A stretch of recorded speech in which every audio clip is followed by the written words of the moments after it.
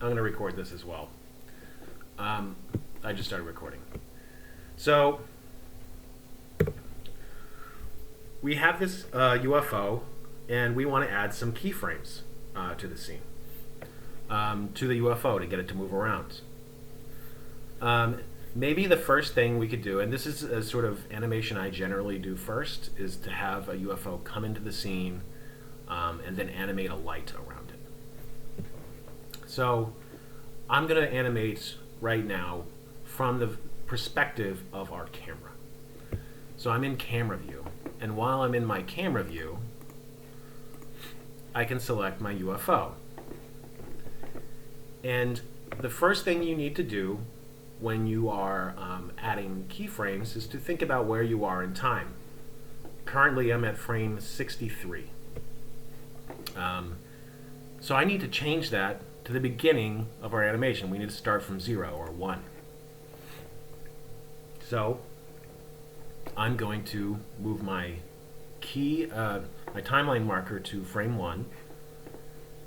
And now the easiest way to add keyframes in Blender, the first thing we could do is we could move our UFO off screen and then right click on our UFO and choose Insert Keyframe and then choose Location. So now we have a keyframe for the location of the UFO over here at frame 1.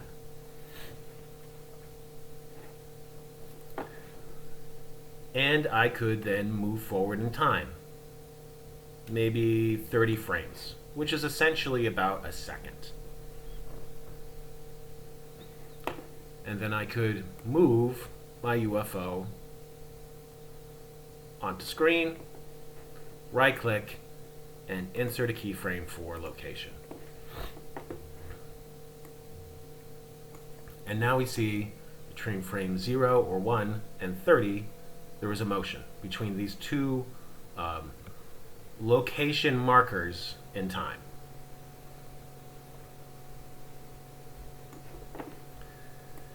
And maybe what I might do quickly is determine the length of our animation. Currently, when I look at my timeline, it says start at frame 1 and end at frame 250. For making a GIF, you generally want to have something that's short and punchy or quick and expressive. And 250 frames is a roughly, if you divide that by 30, is like 8 seconds, give or take. And that's a little bit long for a GIF. I would do something that's more like 2 seconds. Let's actually just make it like 90, which is about 3 seconds. I would say aim to have your animations around 90 or 100 frames or less if you want.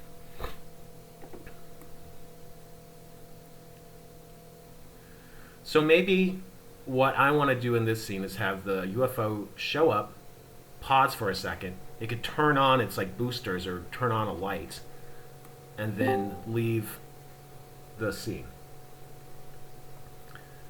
So let's maybe copy this second keyframe where it's in the center of our screen. So we can have it, and if we copy that keyframe, we can have it pause at that moment, because we can say at this moment in time, at frame 30, it's at this position, and then at frame 50, it's still at that position, so no change would happen. So an easy way to do this is to right-click on this keyframe, choose Copy, then move our marker to the time we want to paste, which I'd say 50, right-click, and paste. And so we have that same location marker at 2 different points in time. And because it's the same, there's no change that's happening, so our UFO is standing still. And we also see this orange line drawn between those 2 markers because as a signifier that no change has happened. Now let's make our UFO leave the screen. Let's move to frame 60. And at this point, I'm going to try turning on automatic keyframes.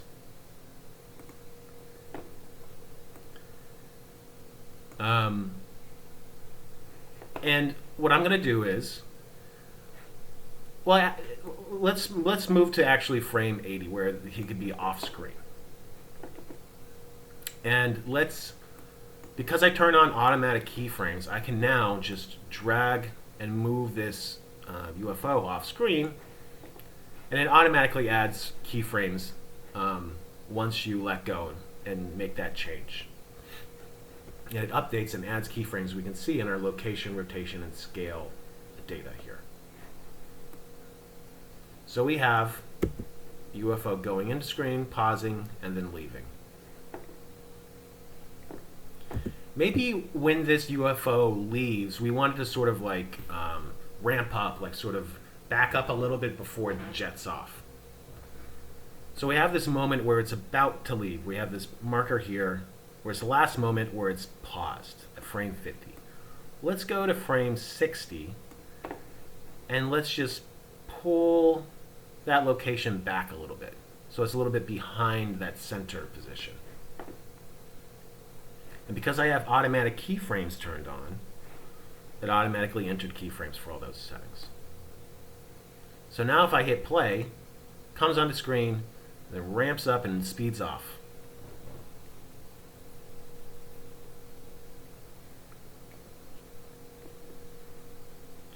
If I wanted to, because I have automatic keyframes turned on, maybe I could go to this second marker here, or maybe I could go to frame 50,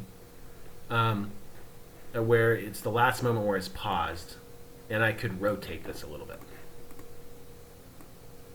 Just a little bit.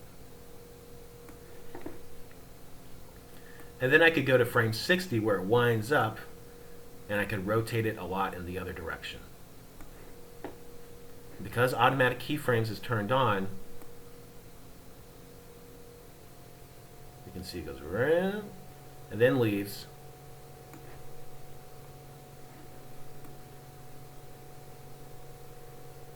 So we just added a rotational keyframe there. But because when I first started adding keyframes to this, I was doing it manually, only for location, if I want this UFO to come in sort of like at a 0 rotation, I'd need to adjust that right now. And an easy way to do that would just be to go to the frame prior at frame 30 and just adjust it so it's about flat, how we had it before.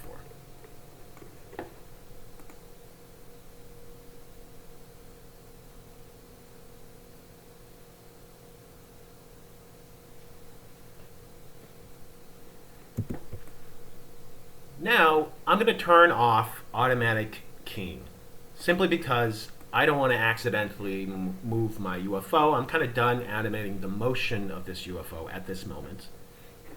I'm going to save my file. And now I'm going to add a different kind of keyframe, one to change maybe the strength of this light beneath it. So maybe we could have at frame 30, the strength of that metal light, this material you made here, be 0. And then I can right-click on that value and insert a keyframe. So at frame 30, we have a keyframe set for strength 0 on this emissive material.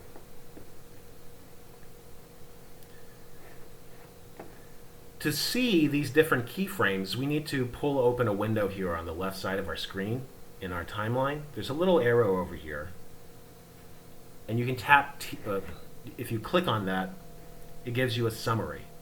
And if you can sort of click on the arrow to drop down, you can see the different things in your scene that have keyframes.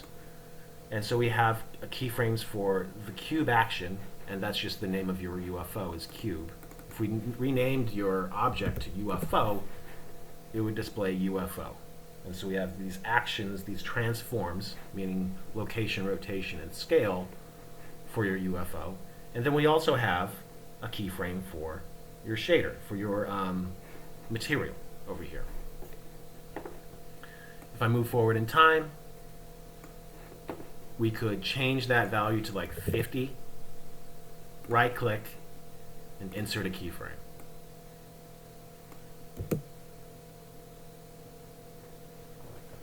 So it's kind of like it's ramping up, ready to speed off.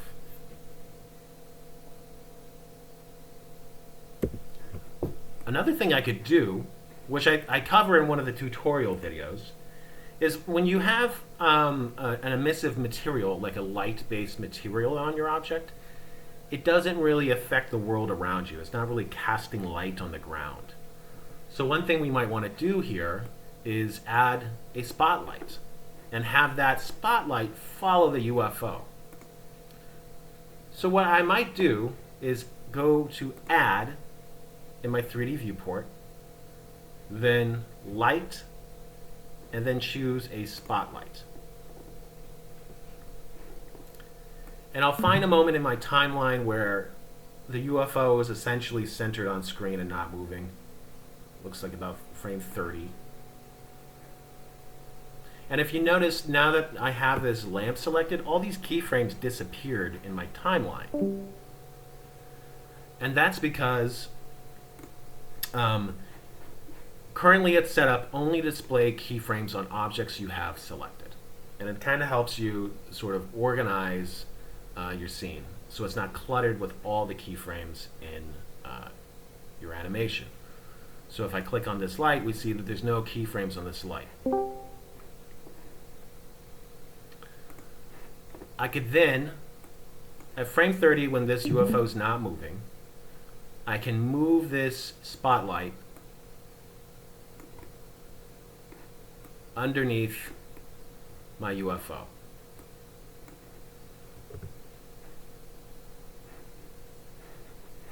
And let's go to the settings for this lamp. Currently the power is at 10 watts. Maybe we want that to be 1000. And currently the size of that light is kind of small, and we can adjust that in the spot shape here, where right now it's at 45 degrees. If we increase that, it'll change the surface of that spotlight. And if we adjust the blend, it can change the softness of the edges of that spotlight. And of course, we can also change the color.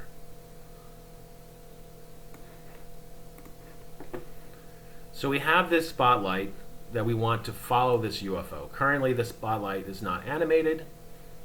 And I guess we could, if we wanted to, add keyframes to the spotlight to make it look like it's following our UFO.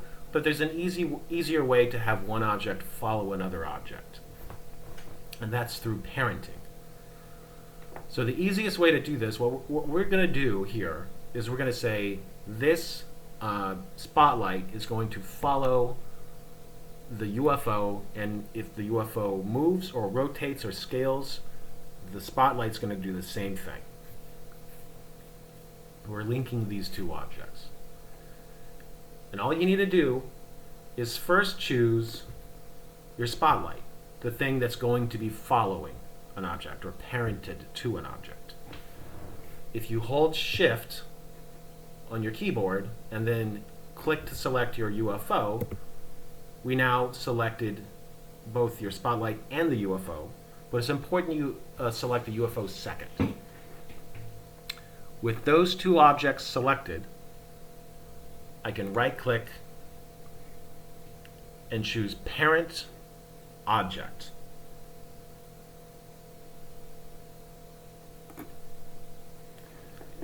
And now, the spotlight will follow the UFO wherever it goes, because we parented, meaning this spotlight is now a child of the UFO, so it does whatever the parent does.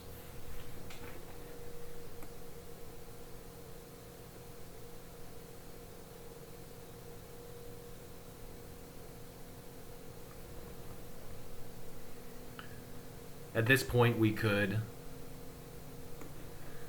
add some keyframes to our spotlight. So maybe the spotlight will keyframe like how the emissive material does on the UFO. We could go to frame 30, change the power of the spotlight to 0, right-click, insert keyframe, then move forward in time to around 50, where our emissive material is very hot and bright. Change the value of the power of our spotlight to 1000. Right click and insert a keyframe. You can also insert keyframes by using this dot or diamond to the right of an object. So if I wanted to add a keyframe at frame 70 and just make it super strong, like 3000, if I click on this diamond here next to it, it adds a keyframe. You can also do this for color. You see that there's a dot next to the color value here. If I click on that dot, it activates keyframes and adds the first keyframe. I can move forward in time, change the color,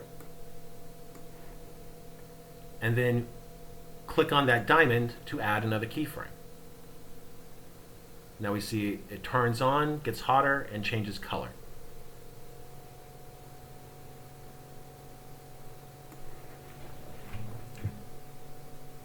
Now that we've animated, we have our scene. Maybe I'd want to add some color to the background. Maybe I'd just make it dark so it looks like nighttime or something. Or I could give it a nice, like, I don't know, blue or red or purple hue. Now we want to output this. So I'm going to save my project file first, and I'm going to go to my render properties. I think what I like to turn on is screen space reflections. If you're running a sort of slower computer and it's struggling with rendering, don't worry about turning any of these things on.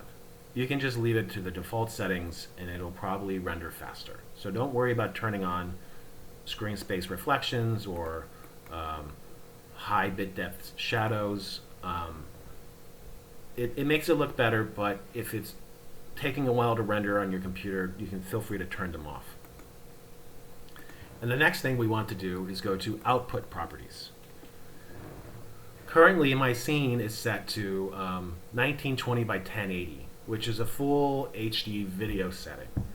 When you're making a GIF, you want that to be much smaller. Something where the largest resolution is maybe like 320 or 480 pixels. So let's maybe just try changing the resolution to 480 by 320.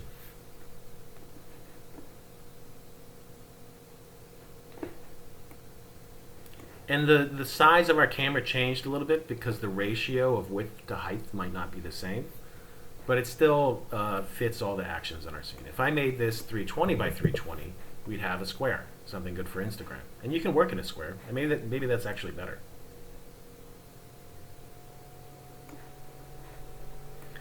We have the length of our animation set to 90, which is okay, even though it looks like if we look at this scene, the last action is around 78, so we might as well end it at 78.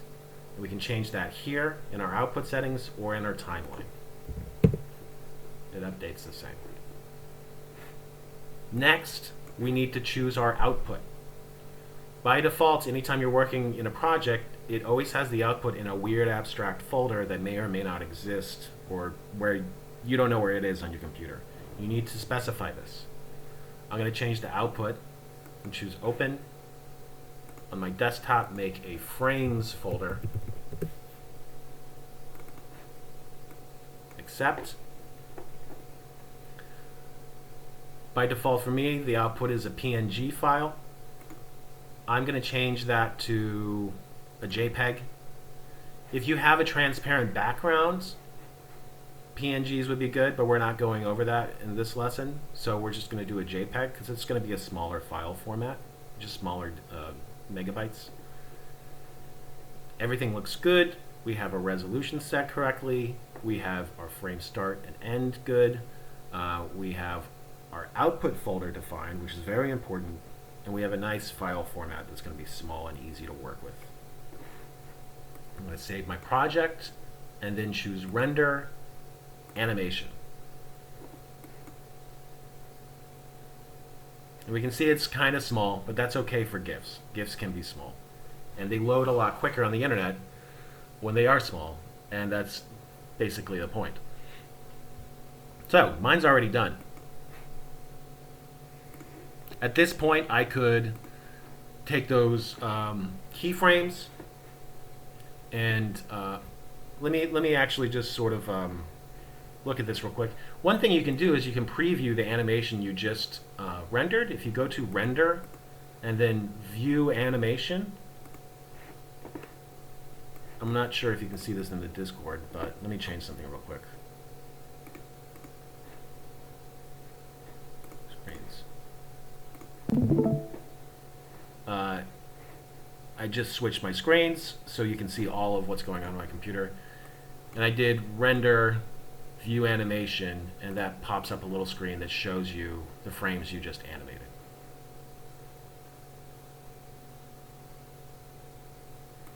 At this point, I could then go to Giphy. I could upload. I could find that folder with all my frames. Oh, whoops. I guess it isn't working quite like that. Let's see here. Anyways, I have some videos online about how to go through that on Photoshop. I can make another video about how to make that on Giphy. But essentially you just end up with, if I look on my desktop, I have my frames folder, and I have individual frames, images for that entire sequence. And then you compile those in Photoshop or upload them to Giphy, and you can create a GIF from these images. Make sure it loops.